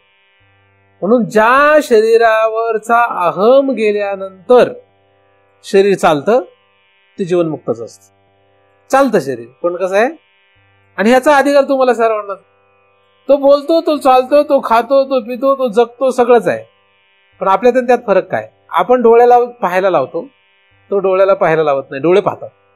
तो मनाला विचार करायला लावत नाही, त्याचा मन विचार करतं. आपण मनाला विचार करायला लावतो, आपण बुद्धीला विचार करायला लावतो, आपण अहंकाराला विचार करायला लावतो, आपण सगळ्यांना करायला लावतो आणि अधिक आपण करतोय असं म्हणतो. हे सगळ्याचं श्रेय कोण घेतं? आपण करतो. म्हणजे मी करताय, मी भोगताय असं आपण म्हणतो आणि मग आपण गुंतून जातो. तर हा सगळा जो द्वैत प्रपंच आहे, हा सगळा द्वैत प्रपंच आहे. हा द्वैत प्रपंच, या द्वैत प्रपंचामध्ये कुठेतरी आपण स्वतःला गुंतून तेच मी आहे असं समजून आपलं सगळं चालू आहे. मी नवरा आहे, मी बायको आहे, मी चांगला आहे, मी वाईट आहे. तुम्ही ना नवरा आहेत, ना तुम्ही बायको आहे, ना तुम्ही स्त्री आहे, ना पुरुष आहे, ना तुम्ही चांगले आहे, ना तुम्ही वाईट आहे, ना तुम्ही पापी आहे, ना तुम्ही पुण्यवान आहे, ना तुम्ही धर्मवान आहे, ना अधर्मवान आहे. हे सगळं आपण भ्रमाने समजतो स्वतःला. का समजतो? हे काहीच नाही आपण. हे सगळं आपण काही नसताना आपल्या डोक्यावर आपण ते स्वतःहून ओझं घेतलेलं आहे. तुम्ही जे म्हणताय मी नवरा आहे, नवरा आहे, असं एखादं म्हणतो मी नवरा आहे, मी नवरा आहे. काय नाही, मृत्यू आला, तो मेला, त्याच्यानंतर कुठे गेला नवरा? तो गेला. मग तो जिथं कुठे जातो तिथं कधीच म्हणत नाही की मी नवरा आहे. कोणाचा? ह्या बाईचा. फक्त मनुष्य हा देह जेव्हा होता तेवढाच फक्त बडबडत होता. म्हणजे ह्या तोंडालाच फक्त म्हणतात हिचा नवरा आहे. पण ह्या शरीरातून बाहेर पडला की हिचा नवरा तो म्हणतो का? अजिबात म्हणत नाही. ही म्हणते माझा नवरा गेला, माझा नवरा गेला, माझा नवरा गेला. ती पण कुठपर्यंत म्हणते? जिथपर्यंत या शरीरातून ती बाहेर पडली की ती पण म्हणत नाही हा नवरा माझा होता म्हणून. नाही म्हणत. म्हणून हा सगळा काय आहे? नुसता तेवढ्या काळात पुरता खेळ आहे आणि तो फसवा आहे. हाच फसवा खेळ आहे. हा काय? हा फसवा खेळ आहे. तर आपण काही नवरा नाही, बायको नाही, काही नाही, शरीर नाही, काही नाही, काही नाही, हे काही नाही सगळं आपण. हे सगळं आपण आहोत, हा भ्रम आहे. हे आपण आहोत असं वाटतं, हा भ्रम आहे. पण हा भ्रम जाण्यासाठी पहिल्यांदा याच्यात गुंतणं सोडलं पाहिजे. ह्याच्यातलं गुंतणं सोडलं की आपण जीव आहोत असं लक्षात. मग हा जीव आहे आपण लक्षात आलं म्हणजे द्वैत वर्जित झालं आणि आपण राहिलो एक. शरीरामध्ये एक वस्तू आहे ती म्हणजे जीव. जीवाच्या पुढे 2, 3, 4, 5 असं वाढत जातं. शरीरामध्ये एक वस्तू काय? एक वस्तू आहे जीव. पण या जीवाच्या पुढे आलो की वाढत जात. जीवाच्या पुढे आलं की मग इंद्रिये, अतिइंद्रिये, अनेक वृत्ती असं वाढत जातं. आणि मग जीव जिथे जिथे जातो तेवढं होत जातो. आपण जागा झाल्यापासून झोपेपर्यंत स्वतःला काय काय म्हणतो? एक मानत नाही. आपण काय म्हणतो? सकाळी वाटतं मी चांगला आहे, दुपारी वाटतं मी दुःखी आहे, संध्याकाळी वाटतं मी जरा सुखी आहे, रात्री वाटतं आपण काही खरं नाही आपलं. दिवसभरामध्ये आपण काय आहोत असं वाटतं आपल्याला? असंख्य वाटतं आपल्याला मी हे आहे. म्हणजे मी या शब्दाच्या पुढे मी हे आहे असं वाटतं. तर मी या शब्दाच्या पुढे आपण इतकं वाटतं की तुम्ही जर ती यादी केली तर हे सगळं द्वैत आहे का अद्वैत आहे? असंख्य आहे, नाना आहे. आपण एकच व्यक्ती असंख्य झालोय, असंख्य प्रकारची झालोय. ज्याला नाना होण्याची इच्छा आहे, ज्याला बहु होण्याची इच्छा आहे, ज्याला भरपूर काहीतरी होण्याची इच्छा आहे, त्याच्यासाठी हा विषय मुळातच नाहीये, मी आधीच सांगतोय. कारण ज्याला बरंच काही करावं वाटतं ना, अजून आपलं काहीतरी लोकांनी ओळखावं, नाव हवं, हे सगळं असं वाटतं, यासाठी हा विषय नाही. ज्याला आपलं अस्तित्व संपवावं असं वाटतं, आपलं कुठलंच अस्तित्व नाही राहिलं पाहिजे असं वाटतं एखाद्याला, तर त्याच्यासाठी हा विषय. तर दिवसभरात आपण स्वतःला एवढं काहीतरी समजतो, असं मी नवरा, मी बायको, मी मुलगा, मी चांगला, मी वाईट, मी सुखी, मी दुःखी, असं जेवढं काही वाटतं हे सगळं नानात्व आहे, हे द्वैत आहे. हे वर्जित करायला पाहिजे, हे सोडलं पाहिजे. मग या सगळ्याचा निकाल लावला पाहिजे की मी दुःखी आहे का, ह्याचा निर्णय लावला पाहिजे. आता मी दुःखी आहे का याचा निर्णय कोण लावतं का? मी दुःखी आहे आपल्याला वाटतं, कधी कधी वाटतं मी दुःखी आहे.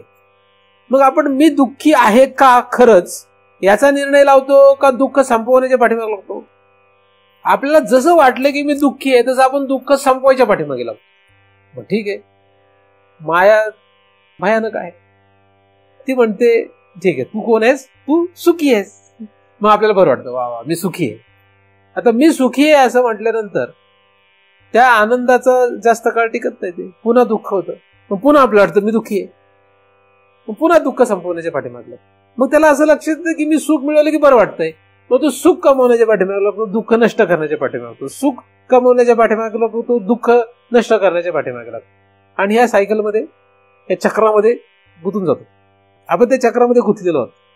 आपण काय करतोय? आपण दुःख संपवतोय, सुख प्राप्त करतोय, दुःख संपवतोय, सुख प्राप्त करतोय. आणि ज्या ज्या गोष्टीतून दुःख मिळतंय त्या गोष्टी कशा नष्ट करता येतील याचा प्रयत्न करतो. ज्याच्यातून सुख मिळेल त्या गोष्टी कशा प्राप्त करता येईल याचा प्रयत्न करतो. आणि जगामध्ये या दोन्ही गोष्टी उपलब्ध आहेत. हे काय आहेत? उपलब्ध आहेत. आणि म्हणून आपलं अख्खं आयुष्य फक्त दोनच गोष्टीच्या पाठीमागे जातं. आणि ह्या सगळ्यांमध्ये आपले हेतू सुख दुःखाचेच असतात. या सगळ्यांमध्ये जर आपण अख्खं आयुष्य घालवत राहिलो तर आपल्याला आपला जो जीव आहे तो लक्षात येण्याचा प्रश्न येत नाही. त्या जीवापासून आपण कायमच वेगळे राहतो. आपण त्या जीवाला जाणू शकत नाही. कारण आपला विचार, आपलं अख्खं आयुष्य ह्याच्यामध्ये चाललंय की सुख काय दुःख काय आणि त्याची साधनं काय. त्यामुळे आपण स्वतः सुखरूप आहे का दुःखरूप आहोत हे काही शोधायचा प्रश्न येत नाही. कारण थोडं थांबून विचार करायला वेळ नाही आपल्याला थांबायला वेळ नाही. आपण बसले असेल तरी वेगाने फिरतोय. आपण जागेवर जरी एखादा बसलेला असेल तरी वेगाने फिरतोय. थांबायला वेळ नाही तिथे. नुसती पळापळ नुसती पळापळ आहे. बसला एका जागेवर तरी तो पळतोय. बरं, तुम्ही जरी एका जागेवर बसले असले तरी तुम्ही तुमचं मनाने काय करताय? त्या मनाच्या असंख्य वृत्तीवर पळापळ आहे. सारखं वाटतं मी चांगलं आहे, मी वाईट आहे, मी पापी आहे, मी पुण्यवान, मी धर्मवान आहे, मी अधर्मवान आहे, मी आता चांगला कसं होऊ, मी आता वाईट कसं नाही राहणार, मी पापी तर माझं पाप कसं संपेल, मी आता पुण्यवान कसं होईल, मला सुख कसं मिळेल, माझं दुःख कसं नष्ट होईल. सारखं पळत राहतो. असंख्य पदार्थांच्या, विचारांच्या, क्रियेच्या पाठीमागे सदैव तो जीव होतो. मग ह्या सगळ्या नादामध्ये काय होतंय, काय अडचण? त्याच्या सगळ्यांच्या नादामध्ये, ह्या द्वैत प्रपंचामध्ये गुंतण्याच्या नादामध्ये त्याला मी काय आहे हे लक्षात यायला वेळ नाही, ते लक्षात येत नाही त्याला वेळ. म्हणून बऱ्याचशा लोकांना सांगावं, थांब दोन, स्वतः विचार की तू नक्की काय आहेस, नक्की तू कोण आहे, जरा विचार कर. नुसती पळापळ करत असेल तर काय करणार? नुसते स्थूल शरीराने पळापळ करणाऱ्यांना काही कळणार नाही, आणि स्थूल शरीराने बसला आणि एका जागेवर मनामध्ये नुसता वृत्तींमध्ये पळापळ करणाऱ्याला काही कळणार नाही.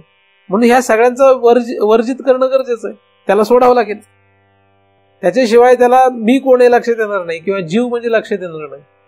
द्वैत वर्जित आपल्याला जर करायचं असेल तर काय करावं लागेल? थांबावं लागेल. पळापळ कोणाची? ह्यांची पळापळ चालूच राहणार आहे. जीवाने त्यांच्यामध्ये पळणं बंद केलं पाहिजे. पाय, मी तुम्हाला आधी सांगतो, पाय हे चालणारच आहेत, डोळे हे पाहणारच आहेत. तुम्ही त्यांच्यात जे पळतायत ते बंद करा. जीव यांच्यात जो पळतो तो थांबला पाहिजे. डोळे पाहतील का नाही? जागृती अवस्था आली. जागृती कशाच्या अधीन आहे? ह्या कुठल्याही अवस्था कोणाच्या अधीन आहे? पूर्वकर्माच्या अधीन आहे, संस्काराच्या अधीन आहे. ते सगळं तुम्ही कधी जागे होणार, कधी झोपणार, कधी स्वप्न पडणार, हे सगळं ठरलेलं आहे. त्या अवस्थेची प्राप्ती त्या पूर्व कर्मांवर ठरलेली आहे. मग आता आपल्या हातात काय? आपल्या हातात काय? जीव हा सदैव स्वतंत्र आहे. पण जीव ज्या ज्या देहात जातो, ज्या ज्या अवस्थेला जातो, त्या त्या अवस्थेमध्ये त्याच्या पाठीमागे पळत राहतो. जीव पळतोय, शरीर पळत नसतं कधी, मन कधी पळत नाही. हा जीव त्यांच्यात पळतो. मग शरीर पळत नाही का? शरीर पळतं ना. मग मन बुद्धी पळत नाही का? पळतात ना. त्यांचं काम आहे. मनाचं जे काम आहे ते मन करतं, बुद्धीचं काम बुद्धी करते, इंद्रियांचं काम इंद्रिय करतात.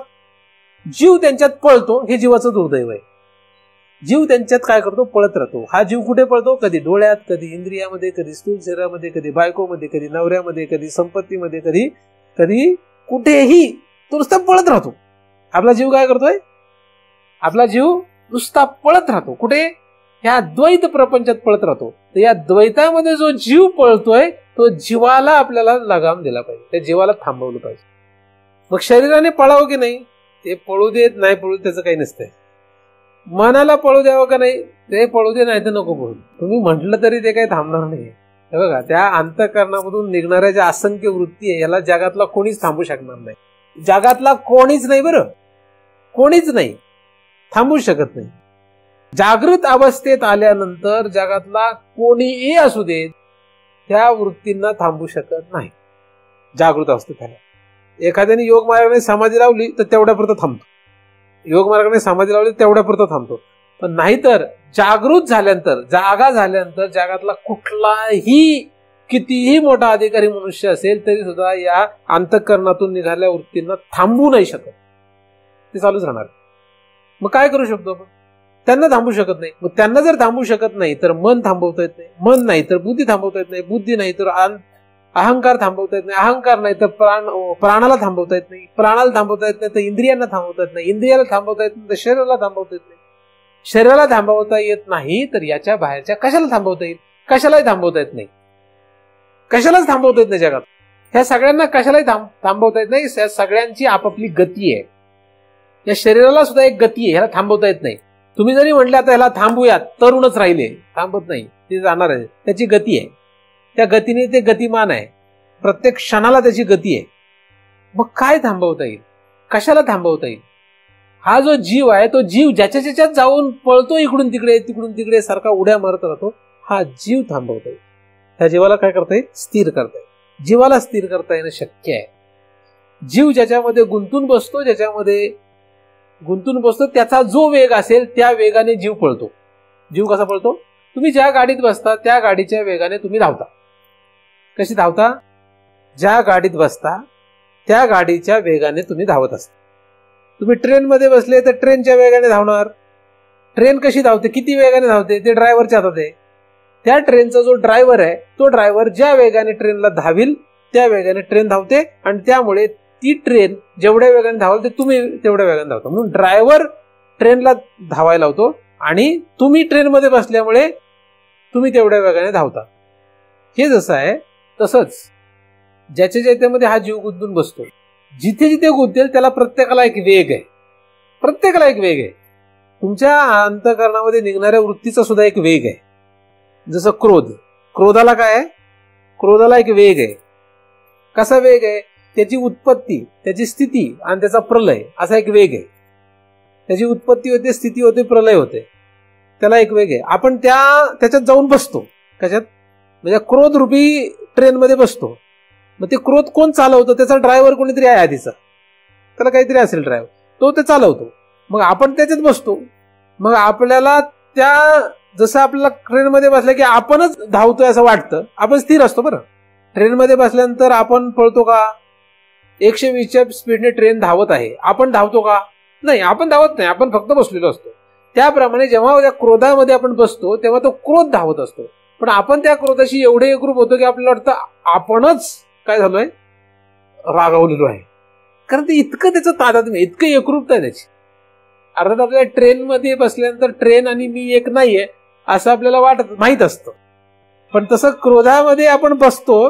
क्रोध या गाडीत आपण जेव्हा बसतो तेव्हा क्रोध आणि मी एक रूप नाही हे आपल्याला माहित नसतं. आपल्याला असं वाटतं की क्रोध आणि मी एकच आहे, म्हणून आपल्याला तर मीच रागावलोय. आणि आपण तसे एकदम मरकट जातीतले असल्यामुळे माकड जसं एका फांदीवर जास्त वेळ बसू शकत नाही, तसं आपण एका गाडीत जास्त वेळ बसू शकत नाही. आपण काय करतो? श्रीमंत मनुष्य एक गाडी वापरीन का? श्रीमंत मनुष्याकडे कसं असतं? आज मर्सिडीज बेंज, उद्या BMW, परवा किंवा सकाळी ही गाडी तर दुपारी ही गाडी तर तिसरी गाडी, असं असतं श्रीमंत माणसाकडे.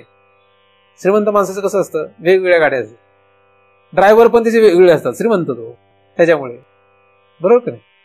तसं आपण जीव हा श्रीमंत आहे, तो एका गाडीत बसत नाही. तो कधी क्रोध, कधी काम, कधी लोभ, कधी मोह, कधी इंद्रिय, कधी प्राण, कधी शरीर, कधी बायको, कधी नवरा, कधी मुलं बाळ, कधी घर, कधी संपत्ती, कुठे जाऊन कसा वेग धरीन हे सांगता येत नाही. मुलात जर एखादा जीव गुंतला तर मुलाच्या वेगाप्रमाणे तो खोल पडतो. एखाद्या बाईचा जीव जर मुलात गुंतला आणि तो मुलगा मग जसा होईल तसा तिचा जीव, मुलाने फार चांगलं काय केलं तर तिला असं वाटतं की आपणच केलंय सगळं, आणि मुलाने फार वाईट केलं की तिला फार कसं तरी होतं, अरे मुलाने असं केलं. का? त्याचा जीव त्याच्या वेगात असतो. जिथे जीव गुंतेल त्याचा वेग धारण करतो. मग त्याच्यापासून वेगळा आहे त्याला भानच राहत नाही. म्हणजे बऱ्याच लोकांना सांगावं लागतं, बाबा त्या तुमच्या पोराबाळांचं प्रारब्ध त्यांच्यासोबत आहे, त्यांची गती आहे, तुम्ही कशाला त्याच्या नादी लागता. असं किती वेळा सांगितलं तरी लोक मला म्हणतात, बघा ना पण पोरगं काही ऐकतच नाही. तुमचं सगळं बरोबर आहे, तुम्ही काहीतरी पण तरी हात ठेवायचं डोक्यावर. तर काय हात ठेवायचं ते डोक्यावर? त्याची गतीच आहे, त्याची जी गती आहे ती होणार आहे, नाही का? त्याला काय करणार? चांगलं वाईटचा प्रश्न नसतो इथे काही.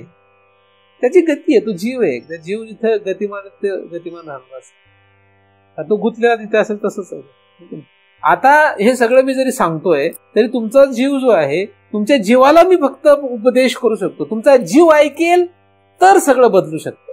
तुम्ही मन ऐकत असेल तर बदलणार नाही, कारण त्या मनाला गती आहे. जीव जो आहे हा जीव जर ऐकेल, आता इथे बसल्यानंतर तुम्ही ऐकणारे कोण आता हा मोठा प्रश्न आहे. कारण इथे बसणारे जर ब्राह्मण लोक ऐकत असतील तर काही होणार नाही. इथे बसणारा राम देशपांडे ऐकत असेल काही होणार नाही, काही नाही, शून्य आउटपुट आहे त्याला आउटपुट नाही काही.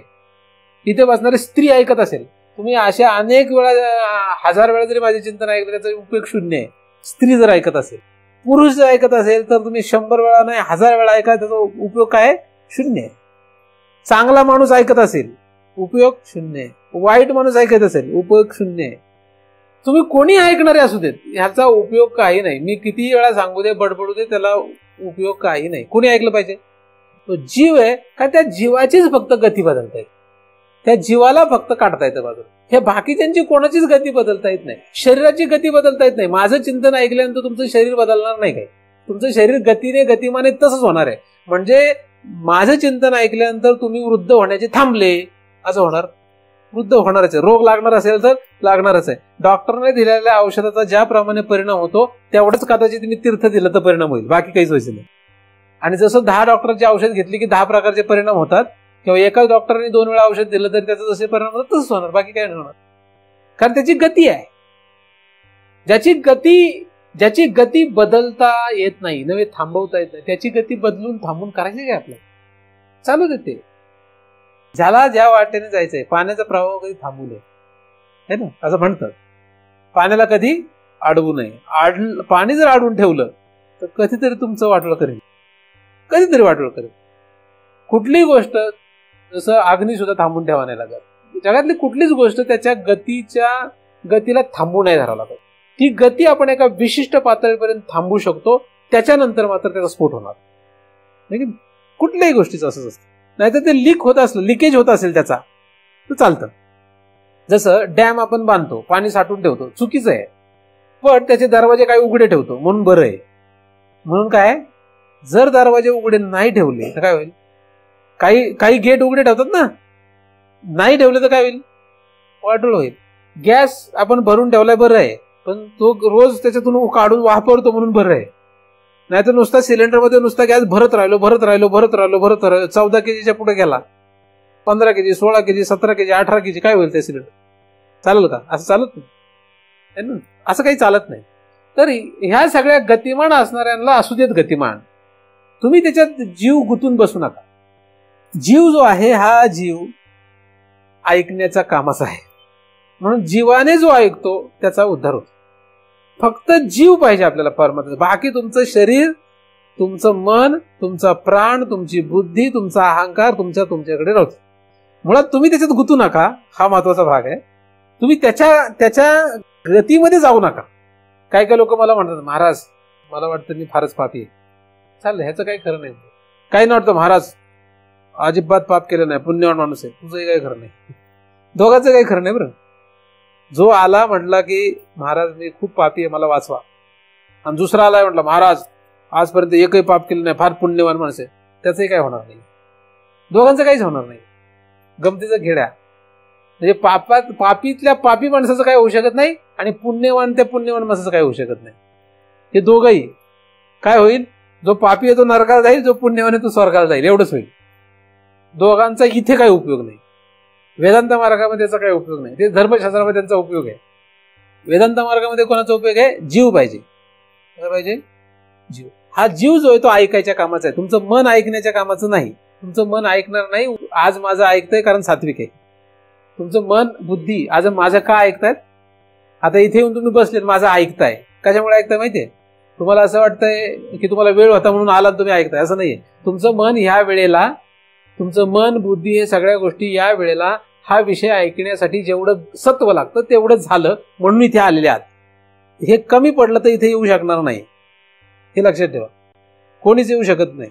या गोष्टी ऐकण्यासाठी ज्या प्रकारचं जेवढं सत्व लागतं तेवढं सत्व तयार झाल्याशिवाय ती व्यक्ती इथे येऊ शकत नाही. त्याचं रज वाढलं तर तो तिकडे कुठेतरी संसारात गुंतून पडेल, तम वाढलं तर कुठेतरी वाटोळं करून घेईल स्वतःच. जीवाचं असं नाही. जीवाला काय म्हणजे ह्या सगळ्यांचा उपयोग नाही. तुम्ही ऐकताय तर कोणी ऐकावं? जीवाने ऐक. मग जीव ऐकण्यासाठी तुम्ही इथं नाही, घरी असले तरी जीव ऐकू शकतो.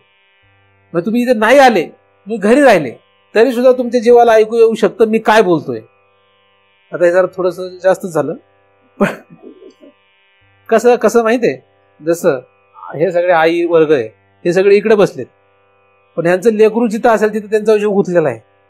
मग तिथं त्याला काय होतं, इथं ह्यांचं चित्त इकडं काय आहे ते ऐकतात सगळे महाराजांचं. आता पण जीव कुठं गुंतलेला आहे? जीव कुठे असतो?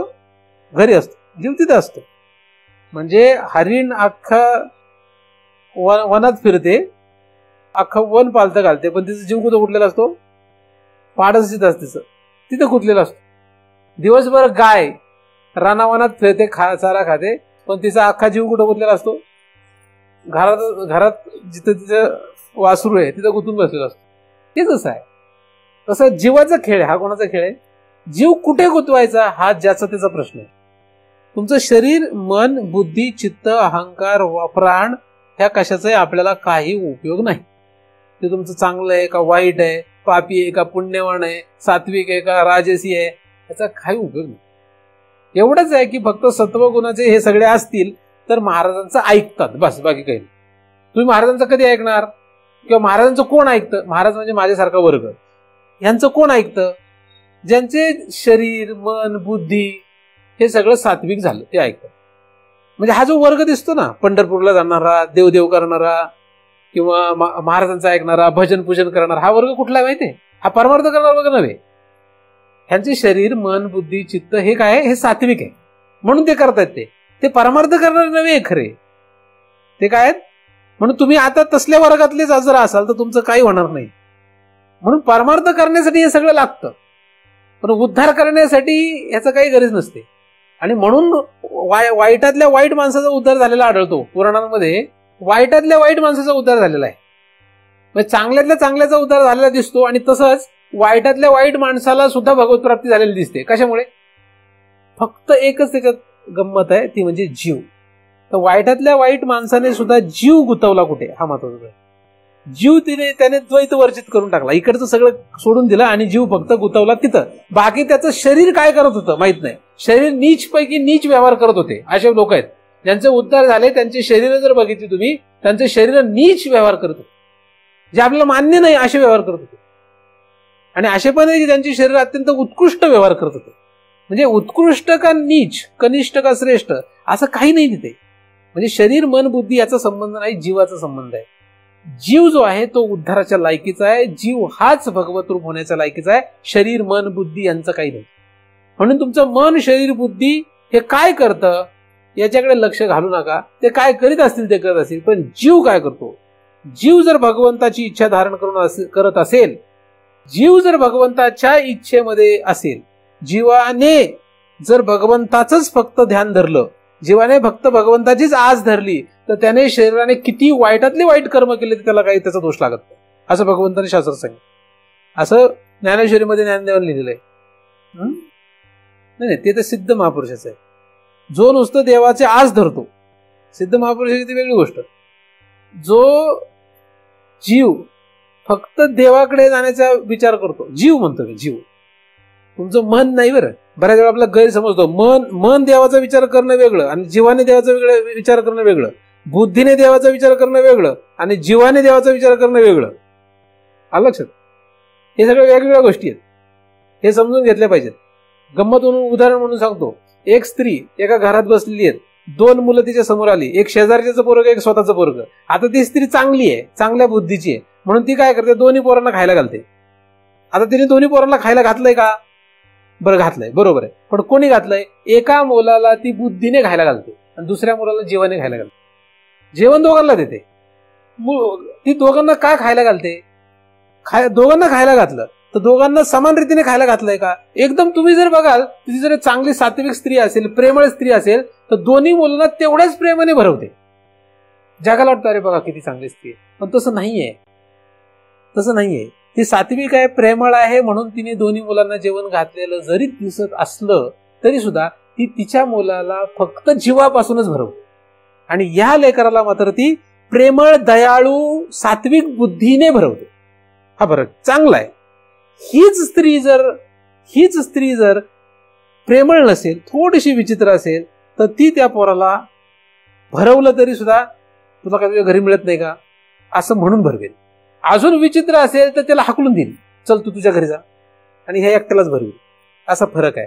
म्हणून एकच स्त्री 3 वेगवेगळ्या स्त्रिया ह्या 2 पोरांना वेगवेगळ्या रीतीने वागवतील.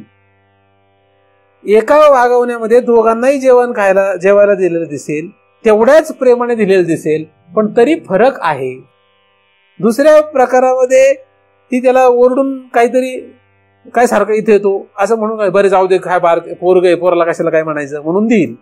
आणि तिसऱ्या केसमध्ये पोराला तू गप बस, त्याला हाकलून देईल आणि मग नंतर दरवाजा कडी लावून मग त्याला खायला घालेल. असा प्रकार दिसतो. तर हे काय तम, रज आणि सत्वगुणाचा खेळ आहे. पण काही जरी दिसलं तरी स्वतःच्या लेकराला मात्र काय, स्वतःच्या लेकरामध्ये सत्व, रज, तम काहीच नसेल. तिथे काय, जीवाचा खेळ आहे. म्हणजे पोराला 2 लावून जरी खायला घातलं तरी जीवापासूनच खायला घालेल, हिडीस पिडीस करून खायला घातलं तरी जीवापासूनच खायला घालेल. पोराला जेव्हा स्वतःच्या पोराला खायला घालते जेव्हा आई, तेव्हा कदाचित 2 दणके देते ठेवून, काहीतरी कारण पोराने गोंधळ घातला असेल म्हणून पोराला मारते आणि त्याच्यानंतर जेवायला घालते, बदलून खायला घालते. आता पोरग खातं, आता त्यावेळेसही खायला घालते. म्हणजे तामगुणातून वागणूक देऊन खायला घातलं, पण कसं आहे तरी सुद्धा जीवापासून. थोडं हिडीस पिडीस करून किंवा ओरडून काहीतरी खायला घातलं तरी कसं घातलं, आणि काही नाही एकदम प्रेमाने गोड शब्द बोलून माझा बाळ्या असं काहीतरी करत जेवण घातलं तरी सुद्धा कसं घातलं. म्हणजे सत्व, रजतम या कुठल्याही गुणातून जरी तिने जेवण घातलं मुलाला तरी सुद्धा ती जीवापासूनच घालते. आणि दुसऱ्या मुलाला या तिन्ही कुठल्याही प्रकारे घातलं तरी जीवापासून, असं फरक आहे. म्हणून तुम्ही या ठिकाणी कसे आलात हे महत्वाचं आहे. म्हणजे जीव परमार्थ करण्यासाठी, इथे म्हणजे परमार्थ करण्यासाठी तुम्ही कसे परमार्थ करणार आहात, कसं करावा, जीवापासून परमार्थ करा. शरीर मन बुद्धी चित्त अहंकार वृत्ती ह्या कशाचाही, जगातल्या कशाचाच विचार करू नका. विचार करू नका म्हणजे तुम्ही नाही केलं तरी होणार आहे सगळं आपोआप. मत करत राहा, आपोआप होणार ते. करा किंवा न करू त्याच्यात गुंतू नका. जीव त्याच्यात न गुंतवणे हेच द्वैत वर्जित करण्याचा कला आहे. ही काय आहे, द्वैत वर्जित करण्याची कला आहे. द्वैत वर्जित या शब्दावर आपल्याला पोहोचायचं आहे. द्वैत वर्जित करणं हे फक्त जीवाला शक्य आहे, बाकी कोणाला शक्य नाही. फक्त जीव हा द्वैत वर्जित करू शकतो, बाकी कोणीच द्वैत वर्जित करू शकत नाही. म्हणून तुम्ही जर जीव झालात, जीव आहातच, पण जीवावर जर राहिलात, दुसऱ्या सगळ्या द्वैत पदार्थांचं तादात्म्य तुम्ही हळूहळू का होईना प्रयत्नपूर्वक काढलं आणि तुम्ही जर जीव झालात तर द्वैत वर्जित आहे. हा व्यतिरेकाचा मार्ग आहे. आपल्याला त्याचा अन्वय पण करणं गरजेचं आहे. पुढे आपण त्याचा विचार अन्वयाच्या रीतीने करायला पाहिजे. तर प्रत्येकाने काय करावं, जीवापासून भगवंताच्या नादी लागावं. कोणाच्या नादी लागावं, जीवाने कोणाच्या नादी लागावं, जीवाने या जगामध्ये फक्त एकाच गोष्टीच्या नादी लागावं, भगवंत. जीवाने भगवंता व्यतिरिक्त कोणाच्याही नादी लागू नये, वाटोळं करून घेण्याचं लक्ष.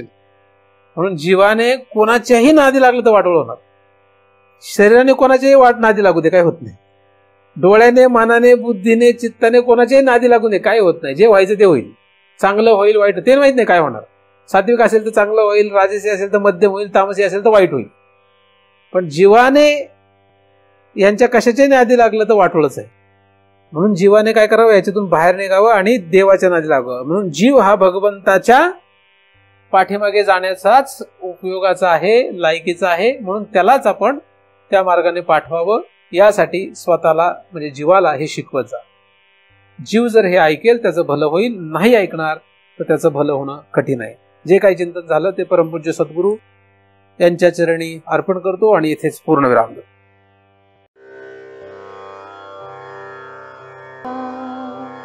सुखिया